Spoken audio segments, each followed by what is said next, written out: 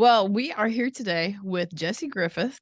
Jesse is a chef and he specializes in wild game. So I'm really excited to talk to him. And I know that our listeners are going to be interested in what he has to say. And he's the owner, I guess, operator and chef at Daidue Restaurant in San Antonio. Welcome, Jesse. Thank you for Oh, being here. thank you. Thank you so much. Yeah. Tell us about tell us about your restaurant and what you do. Yeah.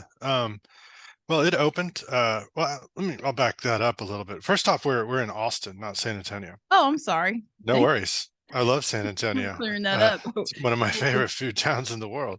We'll be Um, driving around, walking around the riverfront trying to looking find you. looking for it. I swear it's here somewhere. Where's that darn restaurant?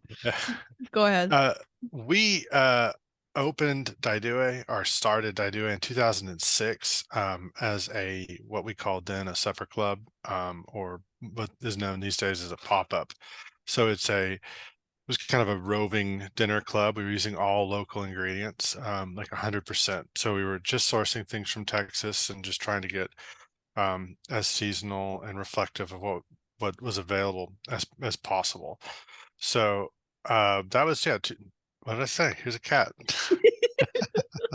A cat. Love it. 2006. We started at the farmers market in 2008, selling sausages and pickles, brined chickens, and also started serving hot food. We were one of the first businesses to serve hot prepared foods, like made to order foods at a farmers market in Texas. And That's then around the same time, we started the New School of Traditional Cookery, which is our hunting school program. So we're in our 13th season of that right now. So we take people out hunting. We show people how to kind of start to finish deal with game. So from the actual sighting in of rifles all the way through preparing and cooking, curing, anything like that. The restaurant opened in 2014.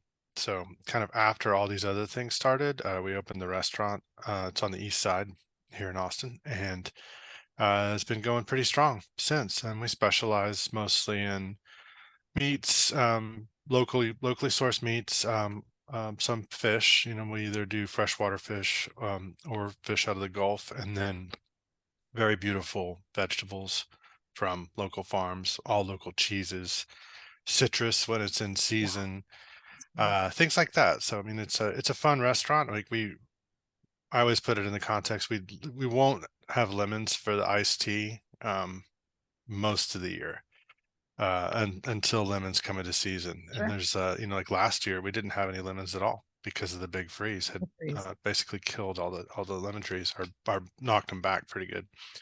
But if I'm driving through South Texas, I will stop on the roadside and pick up as many lemons as my truck will hold, and then I'll bring them back to the restaurant, and then you can put a lemon in the iced tea. And I mean, it's kind of an anecdote, but it's a good way to synopsize the restaurant.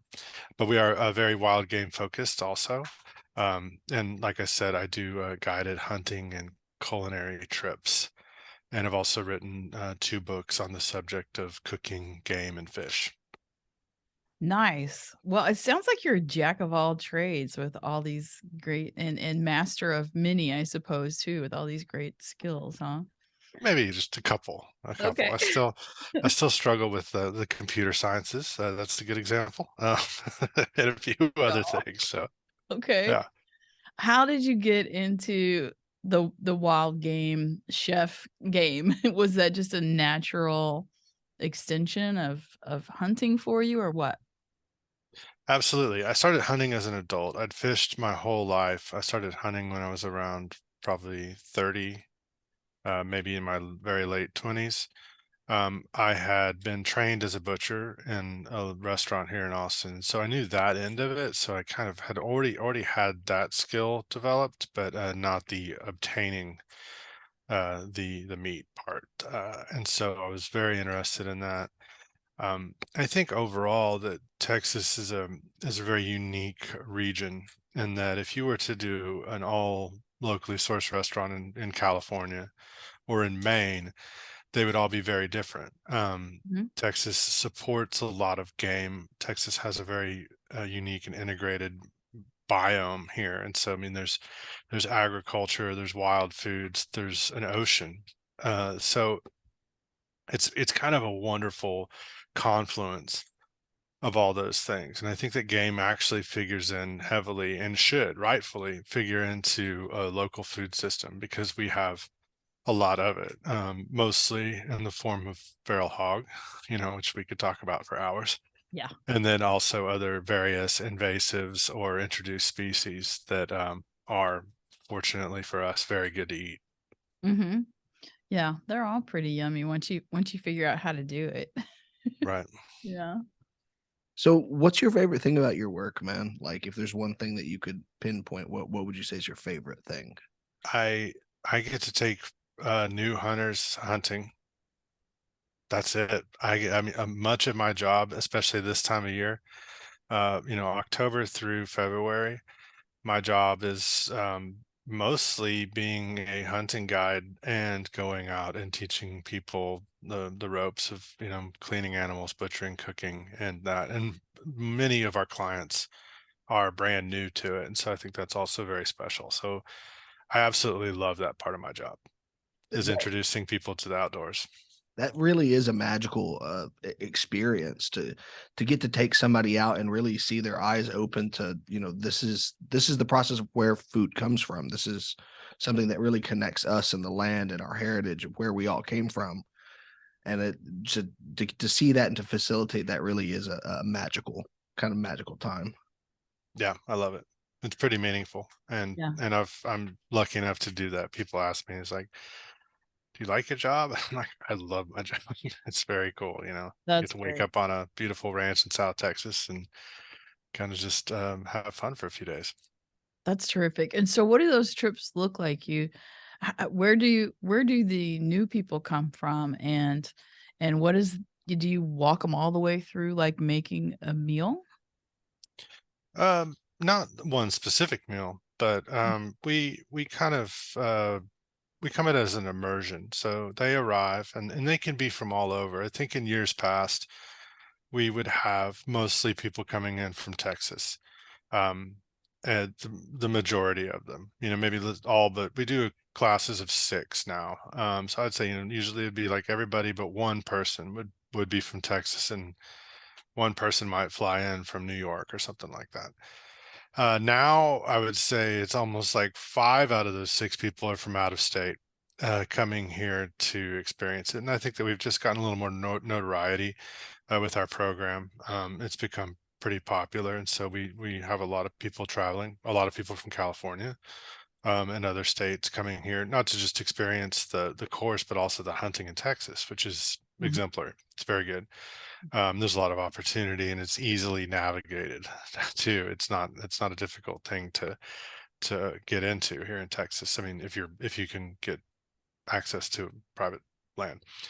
But we start people at the very beginning, sight in a rifle, and then by the end of the weekend, I mean, we're cooking and making sausage and tamales and um, pate out of the liver, and looking how to clean a heart and how to package and so forth. So kind of start to finish, and every single meal throughout is based on whatever we're hunting. So if we have a good cold front and ducks are in season, I will try to convince them to go on a duck hunt.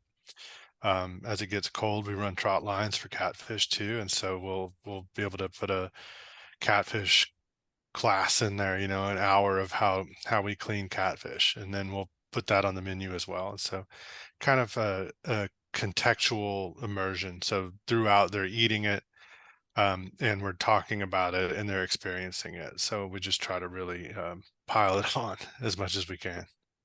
That sounds like so much fun. How do people find that class? What's the name of that class again? The branch of the business is called the New School of Traditional Cookery, and we release our dates in the summer every year. They sell out very quickly. We sold out this year in a matter of minutes, and Wow. so yeah, and with a lot of people on a wait list, it's a great place to be, but we still feel like so many people want it, and so I mean it can be a little frustrating at times too, knowing that you have a lot more people out there that are very, very hungry for this knowledge, and we can't even possibly begin to serve them all at this point. But it's on our website, the Daidue website. Um, there's a separate page for it with all that information. And like I said, every year we'll release it around midsummer, and then people can get seats at that point. Okay. That's cool. So when we're talking about preparing wild game, what's the biggest mistake that people tend to make that you see people making or that you hear about when we're working with wild game? Okay. Yeah, that's something we talk about a lot, something we think about a lot. I'm gonna have to insist on maybe not narrowing it down to one. Okay, sure. I might need three. I might need Right. four, but I'll try to keep it concise. And um, first, and we'll do this as kind of an overarching approach, is don't believe what other people tell you. If something is inedible, somebody will tell you a gaff top catfish, saltwater catfish, you can't eat those.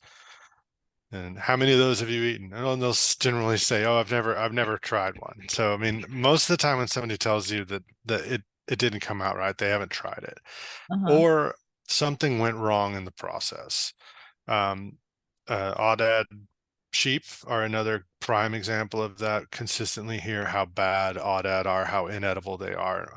I've got a pretty old ram that my daughter just put in the freezer, and it's fantastic. I'm not understanding what this issue is. Really? Granted, it's a little bit on the tough side, but flavor wise, it's quite good, and the toughness can be surmounted pretty easily by just cooking it. Like long slow cooking. Slow cooking. Yeah. So number two, slow cooking. So I think that a lot of people approach game cooking in general, or maybe just cooking in general. And what that means is putting something on the smoker, applying long, slow, dry heat to something. And while that might work with a fatty rack of pork ribs or a brisket, something that's exceptionally lean, like a wild animal, like an aoudad or a wild pig or deer, it may or may not turn out very well. You might just dry that out to leather, and also kind of bring out some of the more iron focused game strong flavors in it by doing so. So I think that, learning some new cooking techniques, specifically slow and low. I'm a huge proponent of the crock pot.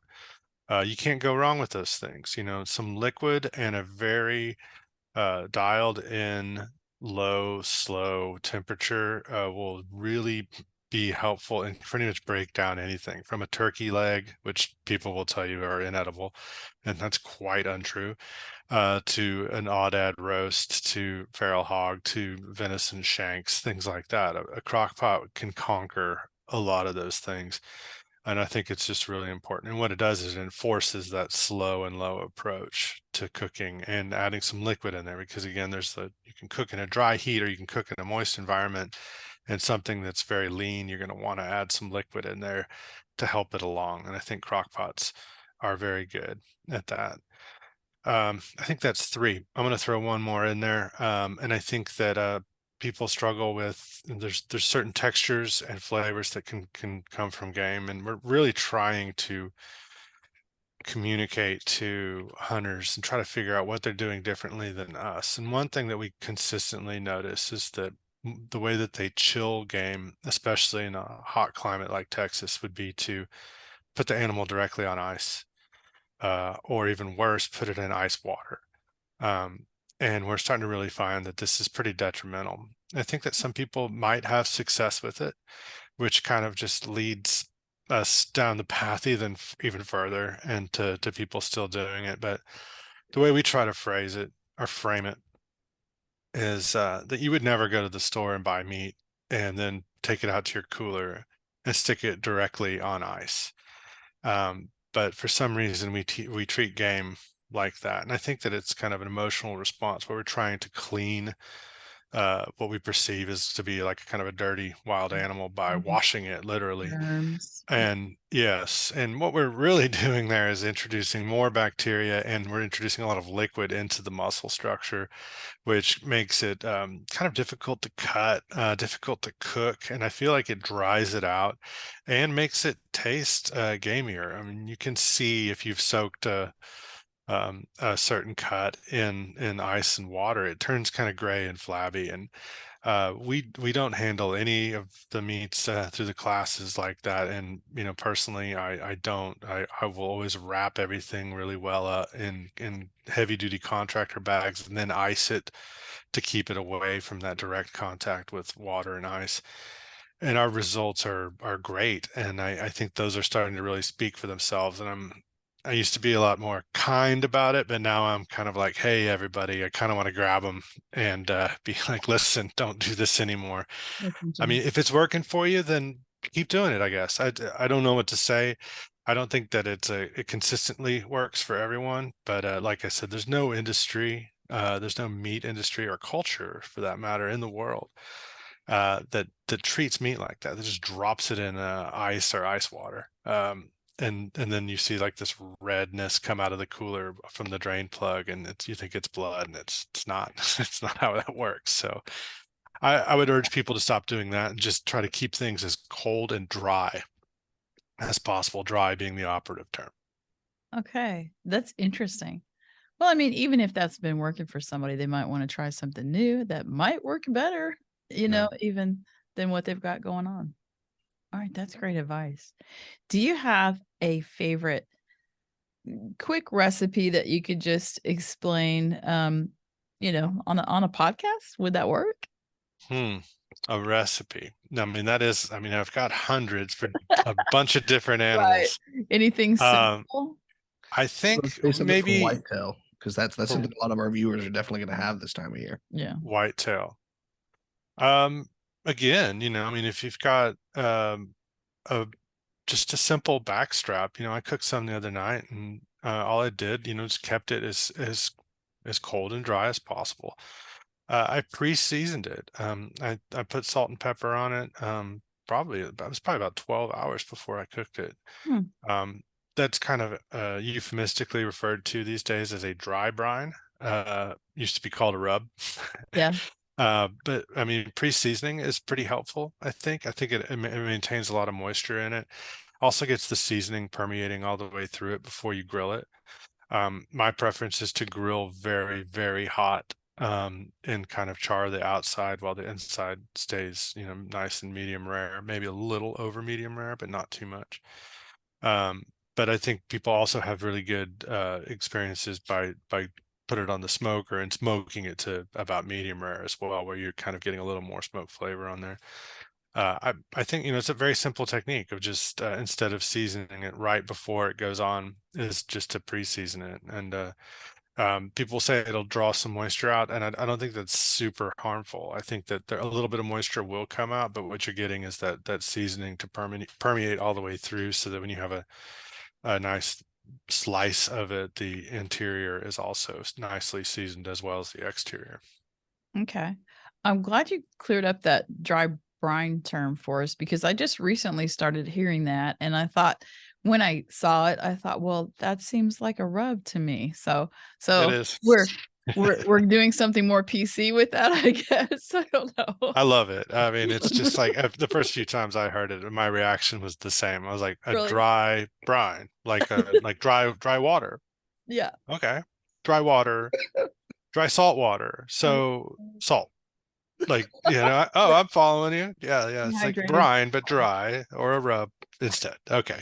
That's fine. Hey, we're So not in Carolina, okay? It's a brine down here. Yeah. right. Right. That's great.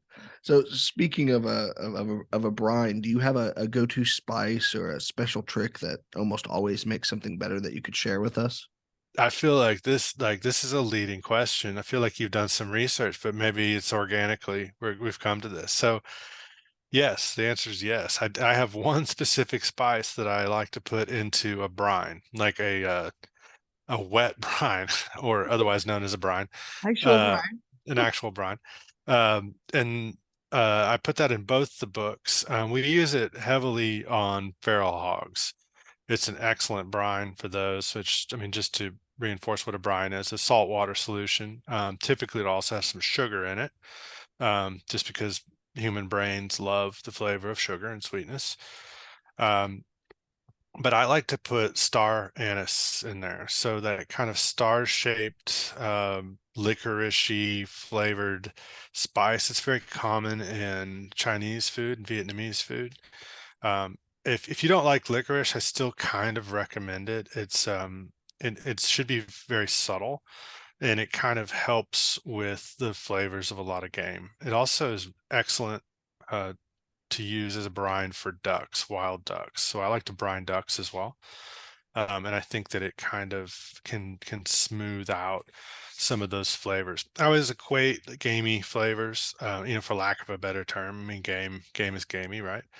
Um, as a rough plywood board, and like spices like star anise would be sandpaper, and you would come in and you'd kind of buff those flavors down a little bit and Nice. smooth them out. And I think they inhabit the same flavor spectrum as the gamey flavors do, and so they kind of come in and massage it a little bit and help out. So we refer to that brine as an anise brine, and it's in both the books because it needed to be included in both times. So yes, absolutely, there is in fact one unique spice that I think helps conquer gamey flavors, and I would urge people to try it, even if you're anti-licorice or you don't like those kinds of flavors, because like I said, it will mellow out a little bit. Yeah. You know, I love licorice and I have anise, but I've only used it in baking. I've never tried to use it in cooking, you know? So how would I say I have a backstrap? Would you recommend it on a backstrap, or what would you usually use it on? Um, I would probably apply it more to something that I was going to slow cook, Okay. or something that had a lot of fat on it. Typically, we're using this on geese, ducks, and hogs. Okay. So like a pork or like a feral hog shoulder or a feral hog ham would be an excellent use for that, where you would put it in a brine.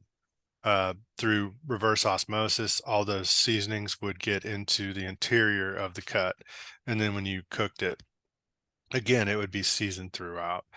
And I think that specific flavor works well with hogs, which can either be as kind of neutral as grocery store domestic pork, or they can be, as many people have experienced, pretty strongly flavored. And then ducks as well, which are consistently more strongly flavored. I think wild duck can be a really difficult thing to cook. And I think that brine helps in that case. A backstrap, personally, I wouldn't get too rowdy with it, and maybe an anise. I mean, you certainly could put it on there, but I was, more salt, pepper, things like garlic, um, and maybe dried chilies. Although that said, there are tricks with backstrap with that rich venison flavor that work really well, namely things like coffee, or even cocoa powder in Hmm. small amounts. Shockingly, will give you kind of an improved crust if you do make a little rub with stuff like that, and you won't necessarily taste the coffee that much, but it really amplifies that beautiful venison flavor quite a bit. So Mm. I think with a venison backstrap, I would go with more of a dry brine, uh, a rub Okay. with salt and starting points of salt and pepper, and then like more savory ingredients like chilies and maybe granulated garlic. But then with a large cut that I was going to slow cook, or like a whole duck or something like that, then I would go with a brine with the more assertive spices in there, like star anise. Yeah. Okay. So I have a brining question for you, the traditional brine, the liquid kind. How long are we supposed to brine something? Does it depend? Highly dependent on how thick that cut is. I Okay. think, something, if it's an inch thick, if it's a dove or a quail, you're probably looking at 3 or 4 hours. If you're brining an 8 pound fatty feral hog ham, you're probably looking at 3 days. Wow, okay. So there's a lot of time to be had for those larger cuts to actually achieve that full um, reverse osmosis where all that liquid is transferred. Into the Um, That said, you can under brine and over brine, and one of the advantages of a dry cure or just simply salting something is that once you've applied that, and if you've applied that in the right amount, you can't over season it. Whereas with a wet or liquid brine, there is a possibility of letting it go too far where it could come out a little bit salty. Okay, I'm with you. All right. So that's all very interesting. So I'm sorry. Now I'm just intrigued about this anise brine. So with the anise, do I put this? It's got salt in it, hmm I guess, and maybe a little touch of sugar and anything else. 1 gallon of water, 1 cup of kosher salt, a half a cup of something sweet. That's honey, it's maple syrup, it's brown sugar, a few star anise pods. I think 3 or 4. Really kind of. I mean, you could put one in there if you wanted, and a couple bay leaves if you've got them. Bay leaves are always good. You can add citrus, things like that, also, and then you cool that brine completely, and then submerge whatever you want in that brine. Okay, interesting. We're gonna have to try that. Yeah. Um. All right, that's exciting. I have something new Call to the try. episode "A Plate on the Wild Side." Yes, play it on the wild side. I love it. Well, I'm you could ask my husband. I'm notoriously bad at cooking wild game. And part of it is just I get in a hurry because I'm like, Mm, I haven't planned anything. Let me grab some bag strap out of the freezer and cook it up in an hour. And that just doesn't work. mm, So yeah. I yeah. need I to think maybe just kind of change your mentality and start thinking about cooking dinner tomorrow. That's Uh, a great idea.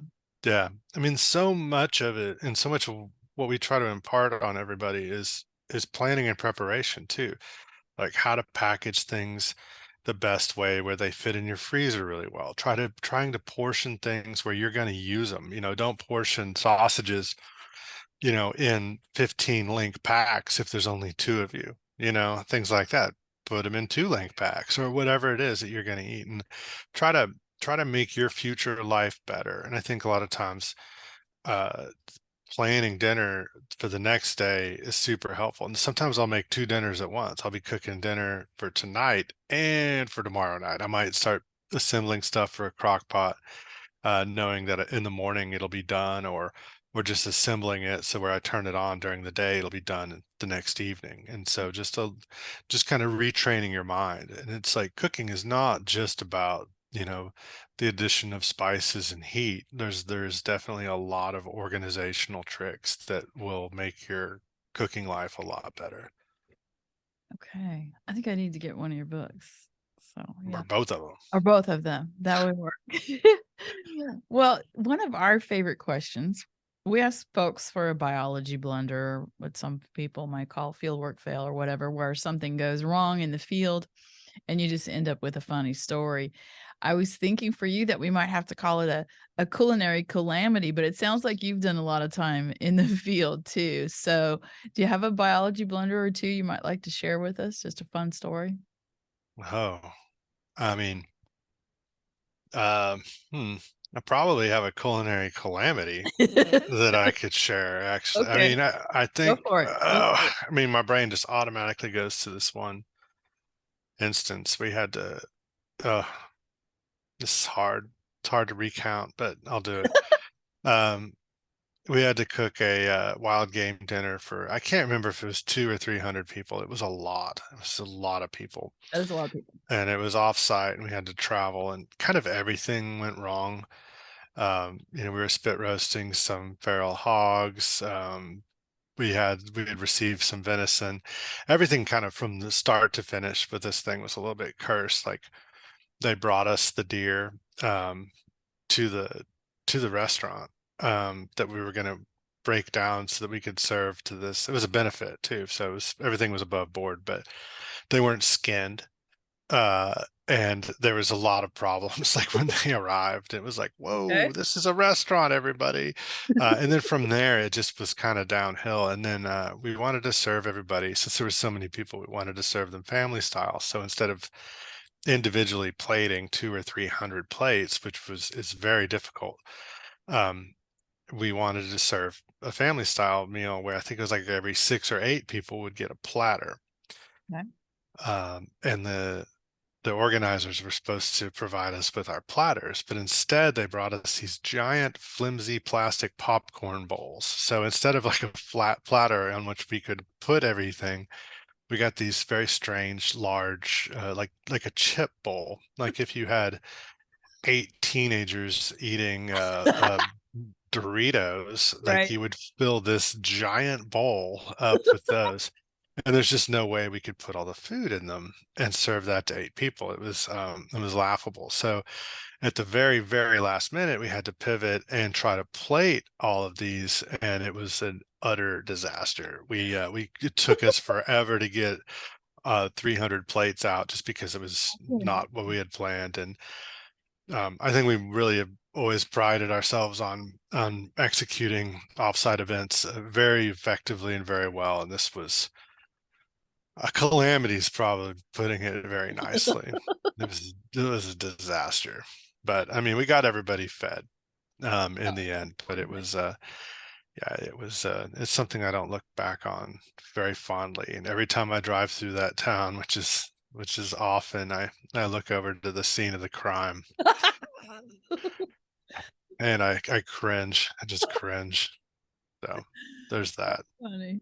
Well, I'm sure it was one of those things where other people didn't, it wasn't as big a deal for other people as it was Uh, for you, so. maybe we were told in no uncertain terms that it wasn't up to par. Oh well. Oh well. I mean, you can't be awesome every single time, I guess. That's No.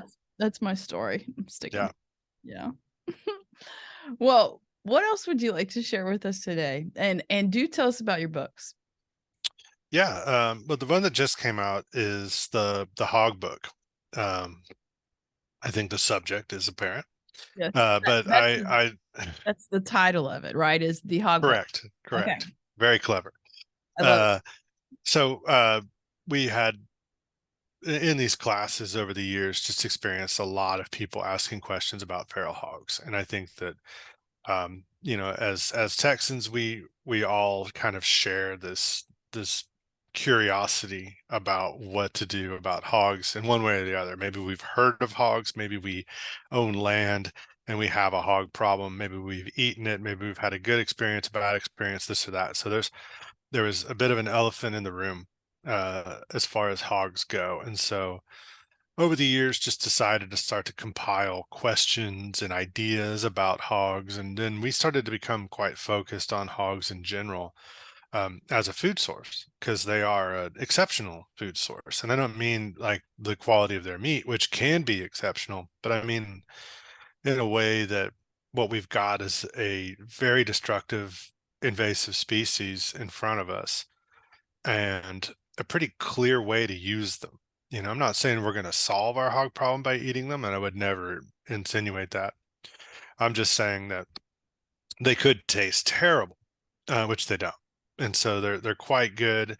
And so I just think it's like a perfect opportunity. It's kind of a perfect food here, because every pound of feral hog meat that we're consuming is one less pound that we need to get through maybe a broken agricultural system, maybe a feedlot system or something like that. And so I feel very strongly that they are a resource that we can use. But throughout, what we hear from our constituency is that they're inedible, or you can't eat them if they're over this weight, or this or that. Like a lot of mythology accompanies them to this day.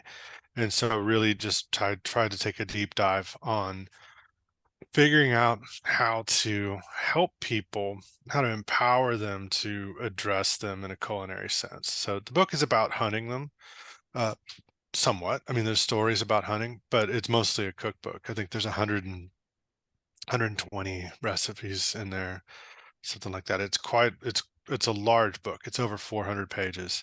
Wow. So it turned out to be quite an undertaking, and we developed like a 4 category approach to hogs, which is funny because when you're like, your favorite game recipe? I'm like, I've broken feral hogs alone into 4 categories, but we tried to simplify it and make that approach really approachable, Yeah. in that and that you could look at the hog that you have in front of you and then kind of figure out, oh, this is a medium hog, or this is a large boar, or this is a large sow. Generally, these approaches work really well, because the problem that we were seeing was that someone would have a 15-pound piglet or a 300-pound boar, and they would be treating them the same way, which you can do, but you're probably going to have bad results. And if you kind of start to think about them as separate animals, then it's a little more approachable, and the outcomes will probably be better. Mhm. And so we try to break them down simply into these 4 categories, where people could rapidly say, oh, this here is a small pig, this is a big boar. This is a big boar. I'm not going to even try to cut chops off of it. This is going to be a lot of sausage. This is going to be great for curries, things like that, like strongly flavored dishes, or if I've got a big fat sow that's been eating acorns all winter, I am going to cut chops. I am going to try to make bacon off of that, whereas I could not do that with those other 2 hogs. And so giving people a really good, almost a textbook Mhm. about feral hogs. And it went over really well. And it's been a really fun, uh, uh, like, the road has been pretty cool. It took us a long time to ride it, and it came out at a great time, I think, when curiosity was really peaking around hogs. And the book's been received really well. We won the James Beard Award Nice. Good for this you. year for single subject. So that was an interesting and notable recognition from the culinary community too, especially a book about a very Texas focused book about hunting wild animals, and it got some recognition from the kind of the national culinary community too, which I thought was very, very cool, and we were very honored to get that award. Yeah. So Before that's go ahead. I was just gonna say, before we go on to your other book, I just want to say, like, right on to everything you just said about the source, the hog as the food source, because yeah, they're so destructive, and anyone that we can remove is just a little bit of a win, a little partial win for us. Yeah, And about the broken ag system, I mean, if I'm eating a pound of or whatever of wild hog, I can feel good about that, that animal was running around and hopefully somebody had a good shot or whatever. I'm okay with that. I'm not always it's sometimes when you hear things and you see things about the ag system, sometimes it's hard to feel good about that kind of meat, but eating wild hog that's so destructive, you gotta feel good about that. So yeah, right on. yeah. That's all And I I'm want not to say. even saying that we have to eat all of them. I mean, I Right. get it. I mean, people can go out there and they shoot 15 in a night. I'm definitely not going to say, oh, you've got to clean them all. Sure. But if you are wanting to pick one nice fat one out and even just pull the back straps off, Mhm. I've got a book for you. Alright. So We need to get um, to that. So what's the other one? my first book came out in I think it was 2012. So quite a while ago, 10 years ago. And it's called A Field. It was more of a general approach to wild game and fish. So there's recipes in there. It's very Texas centric.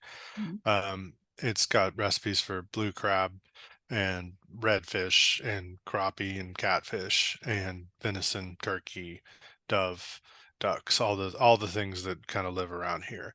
Mhm. Uh, and so it's a much more generalized cookbook.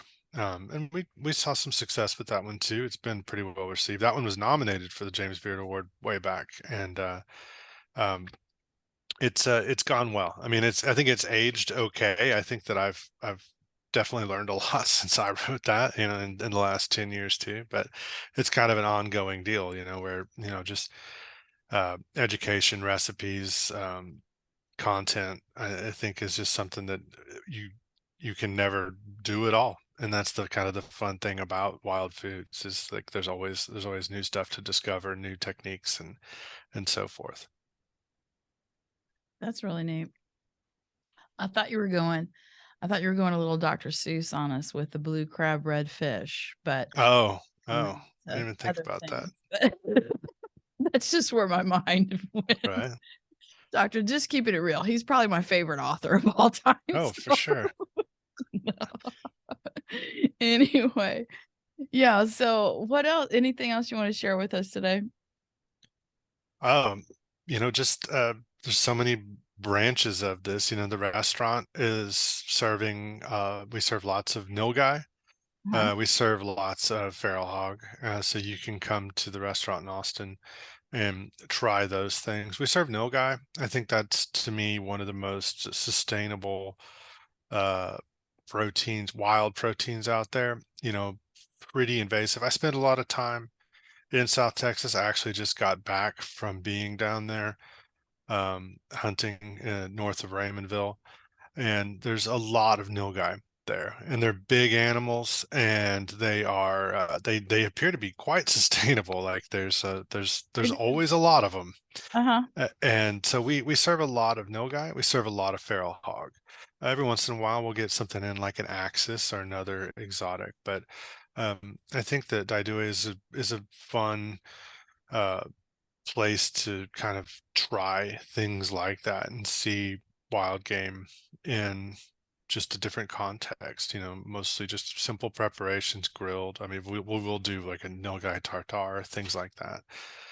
But you can come and experience that there. And urge people to check out the classes. I know they sell out really quickly, but we're trying to figure out how to accommodate and get in front of more people in the coming seasons. And we partner with Texas Wildlife Association and Stewards of the Wild and other really great mentoring programs. And I feel very strongly about that. And I feel like they run exquisite programs for getting new hunters into the field via TWA and the Parks and Wildlife Foundation and Stewards of the Wild.